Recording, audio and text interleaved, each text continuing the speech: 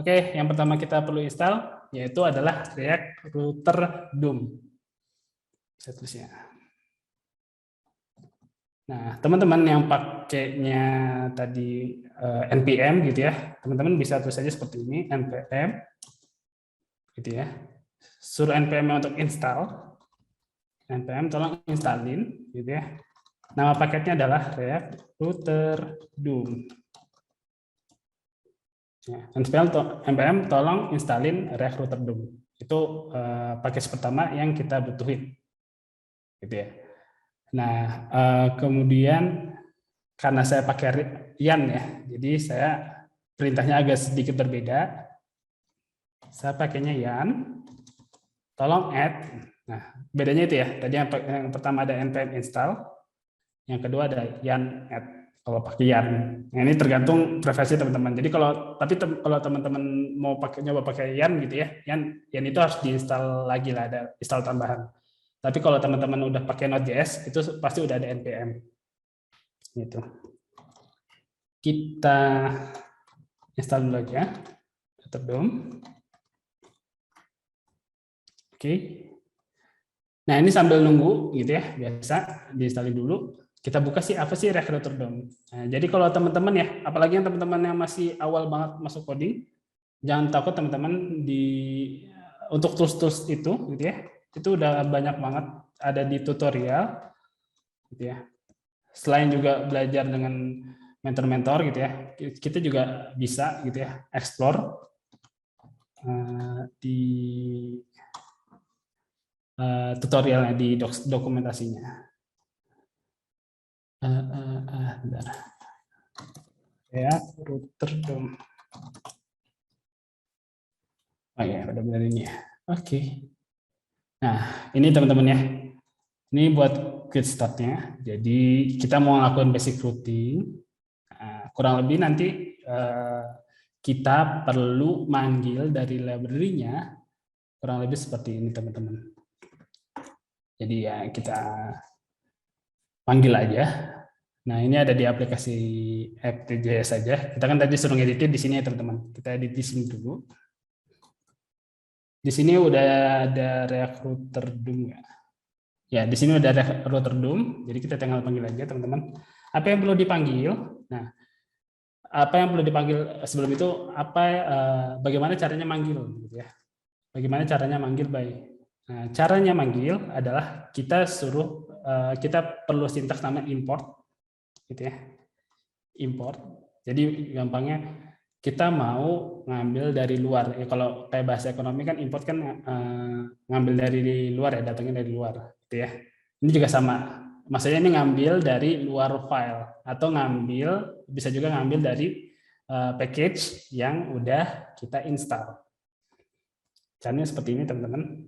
Import gini ya, dikasih kurung kelawar. Nah, kan tadi ada banyak tuh kata-katanya. Kita pakai ini dulu, from gitu ya. Sintaksnya kurang lebih seperti ini, pakai from, terus disebutin nama package-nya, React Router DOM. Oke, udah. Nah, selanjutnya apa sih yang perlu kita import gitu ya?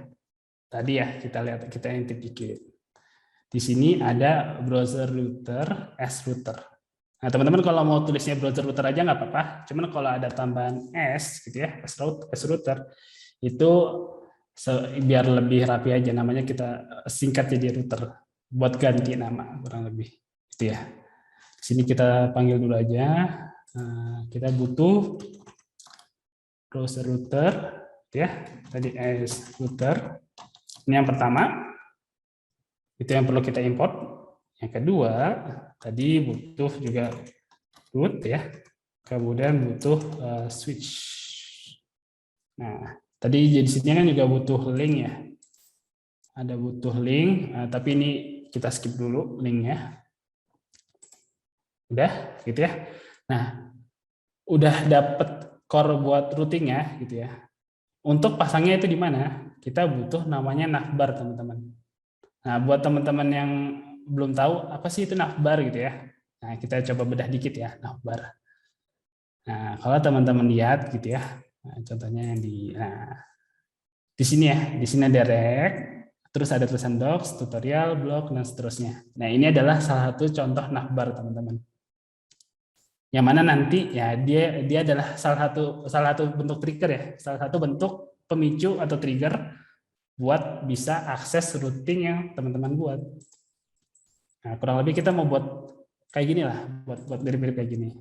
Nah, cuman gitu ya, karena kita waktunya singkat, saya mau buat dengan cara cepat lagi, dengan cara cepat kita bisa akses satu library. Kita butuh satu library namanya Bootstrap. Kita buka lagi dokumentasinya.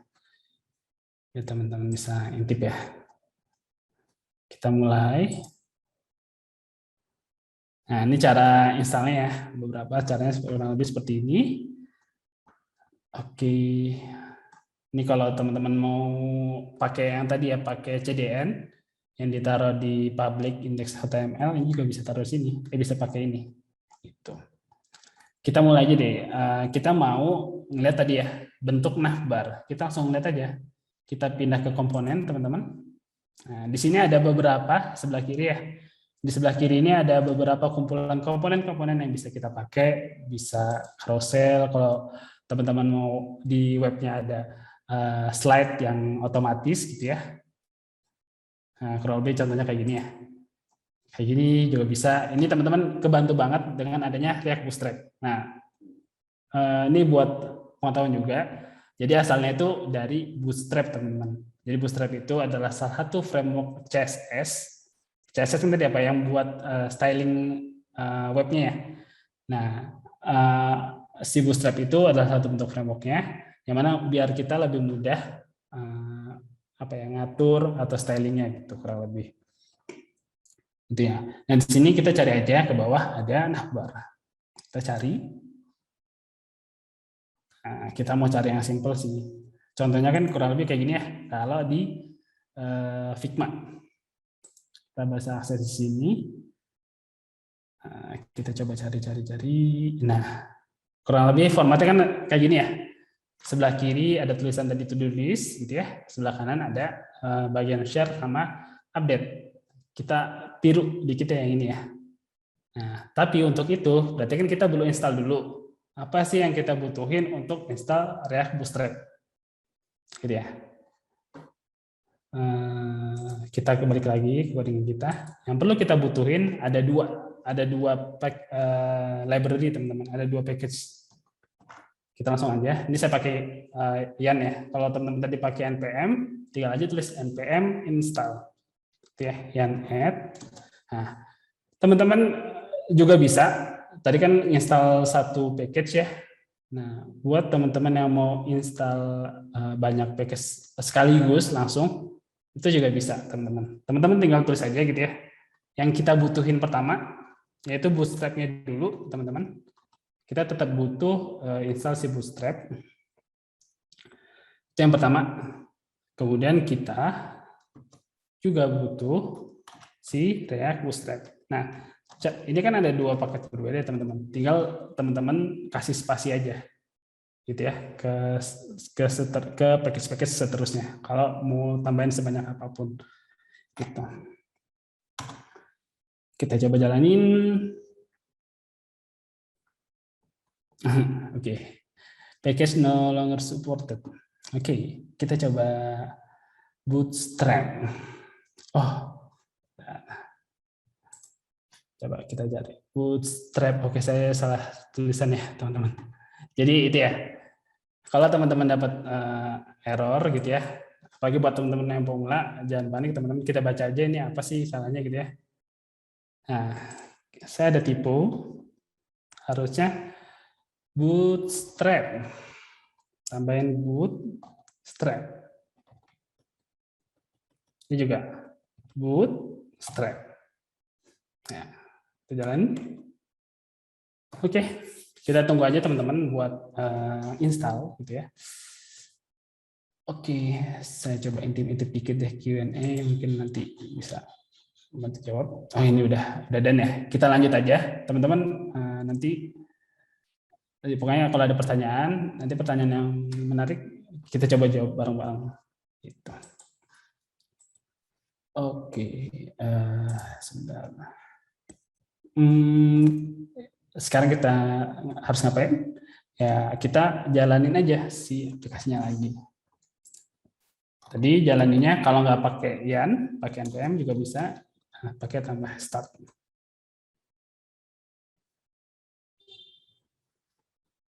Nah, sekarang tadi udah kehapus ya. Tadi udah hilang tuh codingan yang tadi ya. Udah kehapus, udah kosong gitu ya. Nah, sekarang kita mau nambahin si ini, codingan ini gitu ya.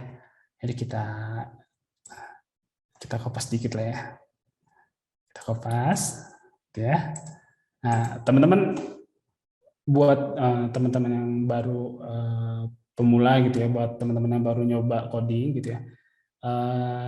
Copy paste itu enggak sepenuhnya apa ya, dilarang. Yang dilarang itu kalau teman-teman enggak coba pahamin juga apa isi konten yang teman-teman copy paste gitu. Jadi sebisa mungkin teman-teman juga paham tuh alurnya kayak gimana. Soalnya kenapa? Kalau teman-teman cuman asal copy paste gitu ya, codingan orang atau apa, apalagi yang udah jelas-jelas ini ya, misalnya project tertutup terus dikopas aja gitu, itu kan mungkin melanggar etika ya. Cuman kalau misalnya teman-teman buka tutorial atau Stack Overflow gitu ya, kalau teman-teman kopas pastinya teman-teman juga paham. Kenapa? Karena nanti ketika ini tetap ada error gitu ya, kita teman-teman paham errornya kenapa, kayak gitu. Itu buat trivia dikit teman-teman. Kita copy aja ini. Nah, kita aja copy sini. Nah, oke, ini adalah apa namanya navbar pertama kita. Oke, sini kelihatan ya kayak ada error. Kita lihat lagi deh sini. Akhirnya sini ada error ya teman-teman. Errornya apa bunyinya? Navbar is not defined. Container is not defined. Selanjutnya navbar. Berarti apa? Berarti tadi ya kita perlu lagi manggil si komponen yang ada dari library yang kita install. Kita yang tadi install apa? Bootstrap ya. Berarti kita import dulu tuh. Import, kita kasih kurung terawal dulu aja ya. From ya Bootstrap. Nanti React Bootstrap. Nah, ini ya teman-teman. Nah, kenapa saya nyaranin banget nulisnya pakai kayak gini dulu? Nanti gitu ya, dari code editor teman-teman akan kebantu nih. Tadi butuh apa aja sih, ada navbar. Nah, di sini ada udah langsung kalau teman-teman nggak hafal gitu ya nama-nama komponennya, di sini udah ada beberapa suggestion-nya teman-teman. Pakai navbar, terus tadi juga yang belum ada container. Ya. Oke, kita intip web yang kita udah buat gitu ya. Jabaril. Kok tampilannya kayak gitu ya? Kok nggak kayak gini, nggak rapi? Nah, untuk React Bootstrap, teman-teman juga ada satu package yang perlu diimport. Tadi udah teman-teman install gitu ya. Teman-teman perlu jangan lupain juga tadi si core-nya Bootstrap. Bootstrap-nya gimana cara masangnya ke JS kita? Nah, kita ke index.js lagi, balik lagi ya. Di sini teman-teman bisa import aja, nggak usah manggil apa-apa. Kita mau import semua Bootstrap-nya. Soal kita nanti juga butuh beberapa gitu ya. Dan React Bootstrap pasti butuh semua Bootstrap-nya. Yang kita perlu import, maksud saya tadi Bootstrap CSS-nya ya. Jadi kita import semua Bootstrap CSS-nya. Kita panggil aja Bootstrap ini ya. Slash this ya. Slash lagi CSS, slash lagi bootstrap.css. Kita lihat teman-teman apakah berhasil. Oke, kita lihat. Yes, udah kelihatan ya teman-teman. Kurang lebih ini navbarnya. Nah, cuman ini nggak ada batasnya ya. Kita ekspor lagi deh di Bootstrap. Tadi kan cuma sebatas ini doang. Nah, kita juga bisa ngasih tema teman-teman di sini. Tema sama background-nya. Nah, kalau teman-teman lihat di sini ya, di sini ada tambahan berupa kita nyebutnya sih atribut gitu ya. Di dalam komponen yang kita tadi panggil si navbar gitu ya. Nah, kita mau sebisa mungkin tiruin Figma ini, kan ini temanya light ya. Kita juga pakai light. Maka kita copy aja dari sini, teman-teman. Nah, ini buat ngatur, karena ini udah React Bootstrap ya, jadi dia juga udah ada beberapa atribut yang bisa kita pakai, teman-teman. Gitu. Jadi untuk bantu styling kita tadi. Kita coba lagi ke codingan kita. Tadi di App.js ya. Oke. Di navbar tadi ya, di navbar. Nah, kita coba lihat lagi. Oke. Ini yang pertama ya. Nah, sekarang kita coba ganti tulisannya. Tulisannya kan tadi navbar with text, kita ganti ini to do list. To-do list. Kemudian di sini di navbar.text gitu ya, kita ganti. Tadi kan ada tulisan share sama update ya. Kita coba lihat. Di sini ada share sama update. Nah, kita juga tambahin itu. Share. Kemudian juga tambahin di navbar text-nya juga untuk si update. Oke. Kita lihat lagi, teman-teman. Cuman ini numpuk ya. Nah, untuk ketika numpuk kayak gini, gitu ya, kita juga bisa melakukan styling dengan menggunakan CSS, teman-teman. Jadi kan kalau teman-teman tadi udah pakai CSS ya, kita juga bisa pakai di React, gitu ya. Misalnya kita mau ngasih spasi, misalnya dari komponen si update ini, kita mau ngasih ada namanya komponen margin left, ya teman-teman. Kita kasih styling, gimana caranya gitu ya buat styling si dari React ini menggunakan CSS gitu ya. Di komponen ya, di komponen tag yang awal gitu ya, kita panggil gitu ya, style. Di sini teman-teman, kalau teman-teman yang udah biasa pakai CSS mungkin ya sebelumnya, kan format margin left itu kan tulisannya kayak gini ya, margin strip left ini kan kayak gitu. Cuman kalau untuk React teman-teman bisa gunanya dalam bentuk camel case, teman-teman, gitu ya. Misalnya margin leftnya kita kasih 2 VW. Apa itu VW? Jadi VW itu adalah view width. View width gitu ya.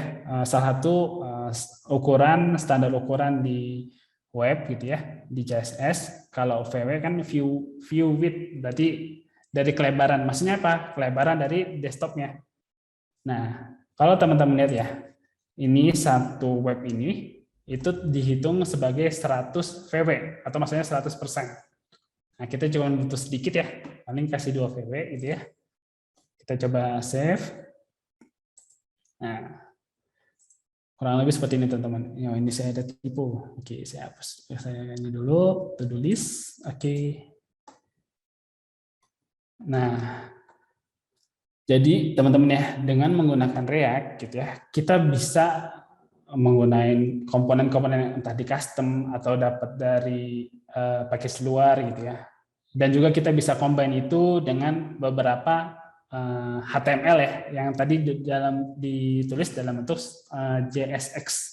Di sini ada kan ada komponen-komponen HTML ya teman-teman, ada div, dan nanti kita seterusnya akan belajar kayak gitu. Gitu teman-teman. Nah teman-teman kalau ada yang pertanyaan gitu ya, saya ingetin lagi silakan tanya di kolom Q&A teman-teman. Oke, biar kita lanjut aja.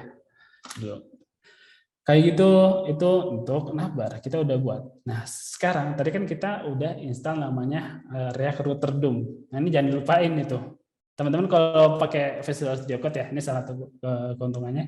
Di sini kalau ada bagian-bagian yang kepake, ini bagian nggak kepake gitu ya, warnanya gelap teman-teman, lebih gelap, jadi kayak hapus saja gitu ya. Ini dibiarin dulu, taruh sini ya. Nah di sini ada bagian-bagian yang masih gelap nih, belum kepake. Cara makainya gimana? Untuk router gitu ya, untuk menggunakan React Router DOM, kita lihat lagi ya, kita intip dikit. Basic routingnya, Nah, untuk router itu ditaruh di komponen paling luar. Dia adalah parent-nya beberapa komponen tadi dalam app kita. Nah, jadi kita perlu apa namanya? Perlu pasang router ini di paling luar. Berarti gimana? Gitu ya. Berarti di sini juga bisa nih taruh di dalam sini router.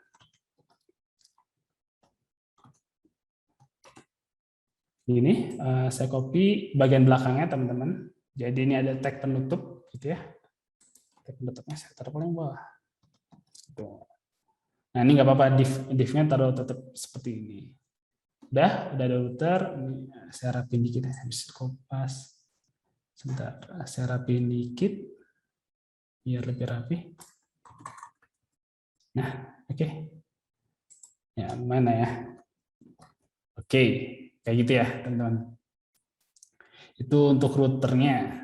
Yang selanjutnya kita kan tadi pakai root sama switch ya. Nah, root dan switch itu apa? Root dan switch gunanya adalah untuk mendaftarkan apa namanya komponen-komponen yang kita apa namanya kita mau pakai gitu. Misalnya untuk halaman ini pakainya root ini, kurang lebih kayak gitu teman-teman.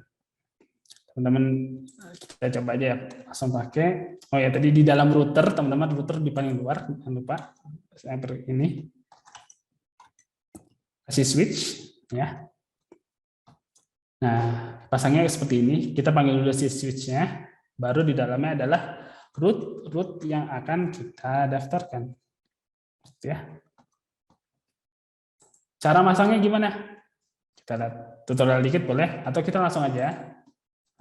Namanya panggil path. Path itu tadi arahnya ya, atau si rootnya atau linknya gitu ya. Untuk basic, untuk secara umum gitu ya, untuk teman-teman bisa lihat web kayak gini ya. Kita panggil ya gitu ya. Nah ini biasanya untuk rootnya yang paling awal atau root intinya ya itu adalah slash seperti ini teman-teman. Pakai atau pakai slash. Nah, teman-teman juga bisa pasang nih. Path yang pertama kita butuhin adalah si slash. Ya. Oke. Nah, sekarang gimana caranya kita pasang si komponen atau screen dari JSX yang kita bangun, gitu ya. Misalnya kita mau buat JSX-nya pakai dari elemen HTML yang sederhana, teman-teman. Teman-teman bisa nih pakai seperti ini. Misalnya kita mau panggil H1 simpel ya. H1 hello world. Ini paling umum ya. Hello world kita panggil kayak gini. Nah, teman-teman bisa lihat di web kita. Nah, ini ya. Ini adalah satu komponen dengan root slash ya teman-teman. Kalau teman perhatiin gitu ya. Ini tuh localhost 3000 itu bermakna seperti ini. Hasilnya itu kayak gini. Ketika di root di jalan seperti ini. Itu yang root yang pertama. Kemudian misalnya kita butuh apa? Misalnya ada share sama update ya. Kita daftarin aja deh. Share sama update. Tulis nih, nah, ini saya biar cepat ya, langsung copy aja. Kemudian di sini ada share, terus sama update. Misalnya, saya tambahin ya.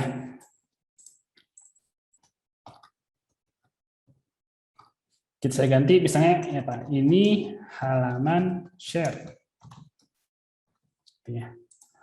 Terus kemudian yang kedua ini halaman update. Ya, kayak gitu teman-teman. Kita coba cek gitu ya. Benar nggak sih ini udah kedaftar belum ya? Gitu ya. Kita coba panggil share. Harusnya apa yang keluar? Ini halaman share harusnya ya. Kok hello world ya? Tadi kan hello world harusnya yang buat yang root seperti ini ya. Apa namanya? Atau. Nah, teman-teman gitu ya.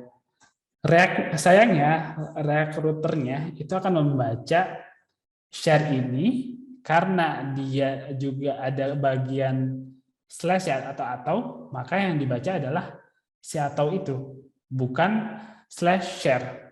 Nah, gimana cara solusinya gitu ya? Kita perlu ngasih tahu si root yang kita daftarin menggunakan ini teman-teman.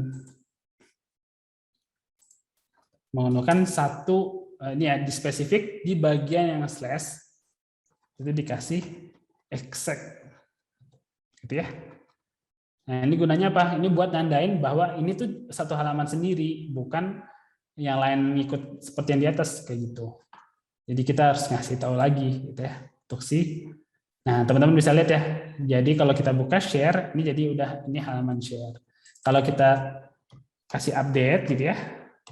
Ini jadi ini halaman update. Kurang lebih kayak gitu, teman-teman.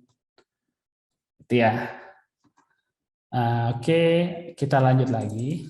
Kita udah buat navbarnya, teman-teman. Sorry, jadi save. Oke, nah, saya coba sedikit deh. Oke. Ini ada beberapa dari chat atau Q&A. Mungkin nanti saya coba tanggapi satu-satu ya, teman-teman. Jadi kalau teman-teman ada pertanyaan atau ada yang perlu ditambahin gitu ya, boleh aja ditambahin di kolom chat atau Q&A gitu ya. Oke, kemudian kita mau ngapain sih? Kan kita mau selanjutnya tugas kita adalah ngebuat si mana nih? Si to-do list-nya ini. Nah, gimana caranya?